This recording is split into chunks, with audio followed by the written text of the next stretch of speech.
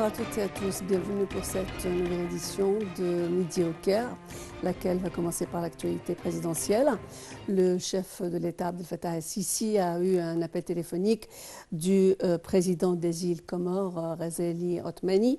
Le porte-parole officiel de la présidence, le conseiller Ahmed Fahmi, a déclaré que le chef de l'État, en début d'appel, a félicité son homologue comorien pour sa réélection pour les présidentielles, pour un nouveau mandat présidentiel, et a souligné la volonté de l'Égypte de poursuivre le travail commun pour renforcer la coopération bilatérale dans divers domaines d'une manière qui réponde aux aspirations des deux peuples et les mène vers un développement global et durable.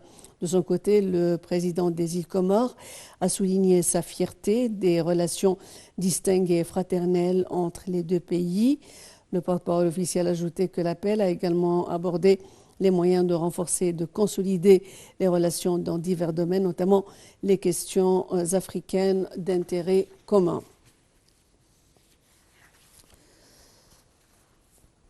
Le chef de l'État, Abdel Fattah el-Sisi, a eu un autre appel téléphonique avec Antonio Guterres, qui est donc le secrétaire général des Nations Unies, portant sur la situation au Moyen-Orient et le danger d'élargir le cercle du conflit en cours.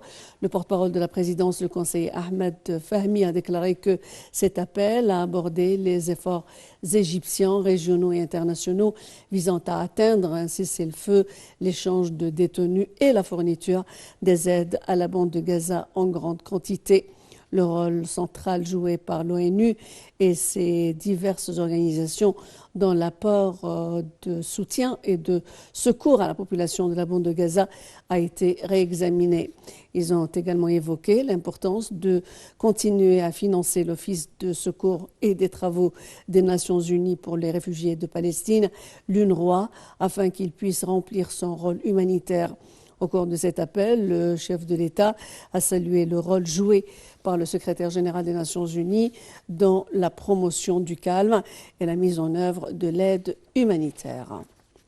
Antonio Guterres a également remercié l'Égypte pour ses efforts visant à rétablir le calme et à fournir un soutien humanitaire aux Palestiniens, soulignant sa volonté de poursuivre la coordination, les consultations et le travail conjoint avec le président el-Sisi afin de rétablir la sécurité et la stabilité dans la région. Échange entre le Croissant Rouge égyptien et le Croissant Rouge palestinien.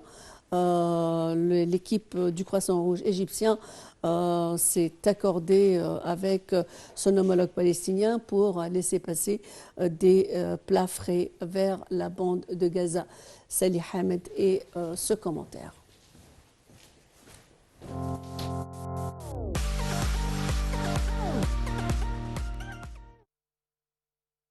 L'équipe du Croissant Rouge égyptien s'est accordée avec son homologue palestinien lundi dernier pour faire parvenir des plats frais à la bande de Gaza. La création d'une cuisine humanitaire à Cherzouaïd, au nord de la péninsule de Sinaï, tout près des postes frontières égyptiennes, est la principale décision de la ministre de la Solidarité sociale et vice-présidente du Croissant Rouge, Nevin Al-Rabbej. Elle a pris cette décision lors d'une réunion du conseil administratif du Croissant Rouge, selon un communiqué de presse. Nous allons organiser avec nos collègues palestiniens afin de prendre toutes les mesures nécessaires et coordonner avec les ONG opérant sur le terrain afin de garantir l'acheminement des repas et de l'aide humanitaire vers le peuple palestinien, a déclaré la ministre. Durant cette réunion, le comité administratif du Croissant Rouge égyptien a passé en revue le montant d'aide fournie à Gaza depuis le début de la crise des attaques israéliennes du 7 octobre. D'après le ministère, 40 pays ont fourni des aides humanitaires et 13 organisations internationales avec un total de 111 490 tonnes de produits divers. 7 179 camions ont traversé les frontières vers la bande de Gaza. Ces aides varient entre aide alimentaire et pharmaceutiques. L'Égypte à elle seule, État et ONG égyptienne, ont présenté un total de 37 220 tonnes d'aide. La ministre de la Solidarité sociale et vice-présidente du Croissant-Rouge égyptien a salué les efforts déployés par le Croissant-Rouge égyptien visant à soutenir l'aide humanitaire des civils de Gaza en coopération avec les organisations locales et internationales. Le Croissant-Rouge égyptien travaille en coordination avec le Croissant-Rouge palestinien, le Comité international de la Croix-Rouge et les organisations internationales œuvrant dans la bande de Gaza pour déterminer les priorités et les besoins de la population à Gaza afin de lui fournir le soutien nécessaire.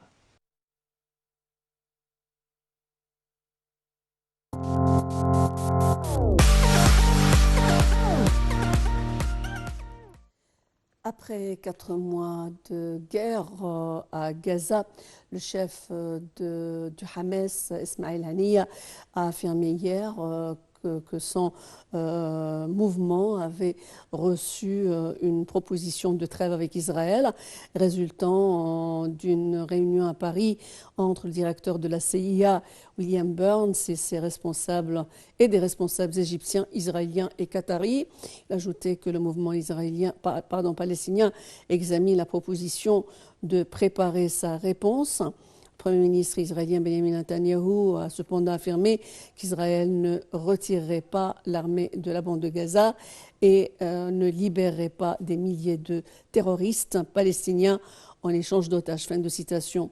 De son côté, un influent ministre d'extrême droite, qui est Itamar Ben-Gvir, a menacé hier de quitter le gouvernement si M. Netanyahou donne son feu vert à un accord imprudent entre guillemets pour libérer la centaine d'otages à Gaza. Depuis le début de la guerre le 7 octobre, quelques 250 personnes ont été enlevées et emmenées dans la bande de Gaza et une autre centaine ont été libérées en fin novembre à la faveur d'une trêve en échange de prisonniers palestiniens.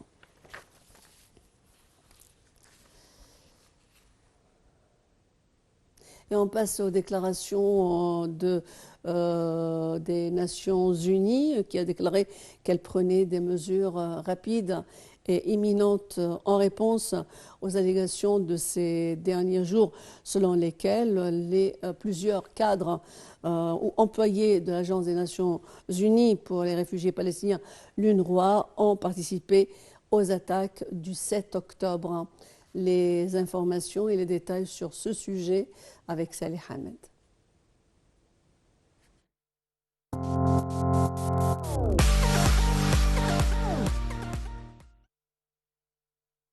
L'ONU a déclaré qu'elle prenait des mesures rapides en réponse aux allégations de ces derniers jours, selon lesquelles plusieurs employés de l'Office de secours et de travaux des Nations Unies pour les réfugiés de Palestine dans le Proche-Orient, l'UNRWA, ont participé aux attaques du 7 octobre contre Israël. Le porte-parole du secrétaire général, Antonio Guterres, a révélé qu'une enquête du Bureau des services de contrôle interne de l'ONU avait été immédiatement lancée. Il a déclaré que les Nations unies feraient tout ce qui est en leur pouvoir pour apaiser les inquiétudes des donateurs. Plusieurs donateurs importants, dont le Royaume-Uni, la Finlande et l'Union européenne, se sont joints aux États-Unis pour annoncer au cours du week-end la suspension du financement de l'UNRWA. Cette annonce intervient alors que la Cour internationale de justice de La Haye a appelé à une action immédiate et efficace pour garantir l'acheminement de l'aide humanitaire aux civils de Gaza. Lors d'un appel téléphonique avec M. Guterres dimanche, le haut représentant de l'Union européenne pour les affaires étrangères et la politique de sécurité, Joseph Borrell, a exprimé sa vive inquiétude face à la situation humanitaire désastreuse à Gaza. Il s'est engagé à ce que l'Union européenne, l'un des principaux donateurs de l'UNRWA, ne prévoit pas de verser de nouveaux fonds à l'agence avant au moins la fin du mois de février, mais qu'elle continue néanmoins à fournir une aide essentielle aux Palestiniens de Gaza sans relâche par l'intermédiaire d'organisations partenaires. La Commission européenne a indiqué qu'elle réexaminerait la décision de suspendre le financement lorsque l'enquête de l'ONU sur l'agence sera terminée. Elle a ajouté qu'elle attendait de l'UNRWA qu'il accepte que des experts indépendants nommés par l'Union européenne procèdent à un audit de l'agence et en particulier des systèmes mis en place afin d'empêcher l'implication éventuelle de son personnel dans des activités de violence.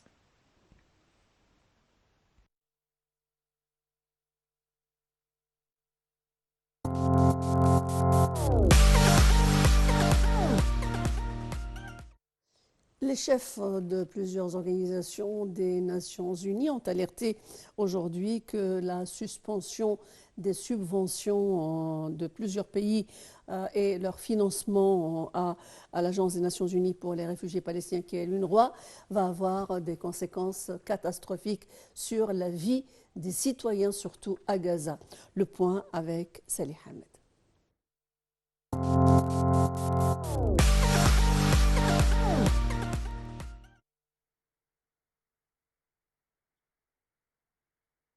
Le retrait des fonds à l'UNRWA est périlleux et entraînerait l'effondrement du système humanitaire à Gaza, ce qui aurait des conséquences considérables, en mise en garde des chefs de plusieurs agences de l'ONU. Dans la bande de Gaza, territoire palestinien totalement assiégé par Israël et en proie à une crise humanitaire majeure, des quartiers entiers ont été détruits par les bombardements qui ont poussé 1,7 million des 2,4 millions d'habitants à fuir leur foyer selon l'ONU.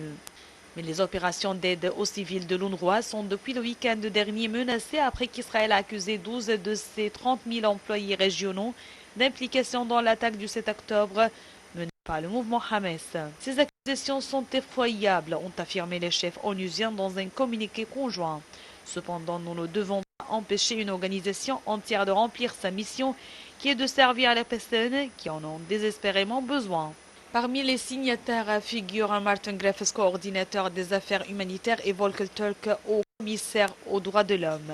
Le gouvernement israélien a accusé mardi l'UNRWA d'être fondamentalement compromise en laissant notamment le Hamas utiliser ses infrastructures pour mener ses activités militaires et cacher ses terroristes. Ces accusations sont intervenues peu après une décision de la Cour internationale de justice demandant à Israël d'empêcher d'éventuels actes de génocide et de prendre des mesures immédiates pour l'aide humanitaire à Gaza.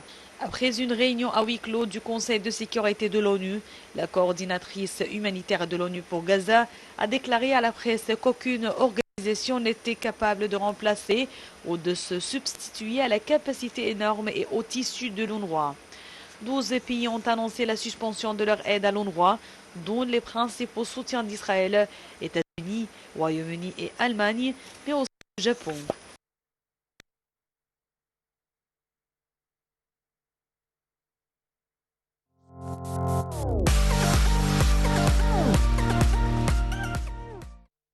Ce commentaire a été signé Sarah Al-Maghrabi.